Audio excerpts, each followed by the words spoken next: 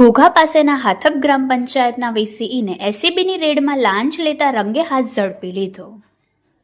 ઘોઘા પાસે આવેલ હાથપ ખાતે ગ્રામ પંચાયત કચેરીના વીસીઈ આજરોજ એસીબીની રેડમાં રંગે હાથ લાંચ લેતા ઝડપાઈ જતા સમગ્ર પંથકમાં ચકચાર મચી જવા પામેલ છે.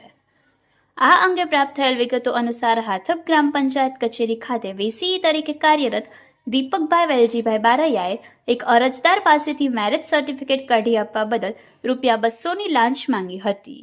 જે બાદ રકઝકના અંતે ₹70 નક્કી કરવામાં આવેલ હતા. તેમાં ₹15ની પહોંચ આપવામાં આવી હતી અને ₹55ની લાંચ સ્વીકારેલ હતી. આમ અરજદાર પાસેથી લાંચ લેતા ભાવનગર એસીબીના ઇન્ચાર્જ પીઆઈ આરડી સગરની રેડ દરમિયાન રંગે હાથ ઝડપાઈ જવા પામેલ હતો.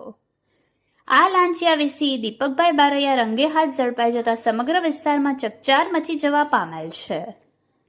Bureau report, Yashvi Gujarat news, Ghogha.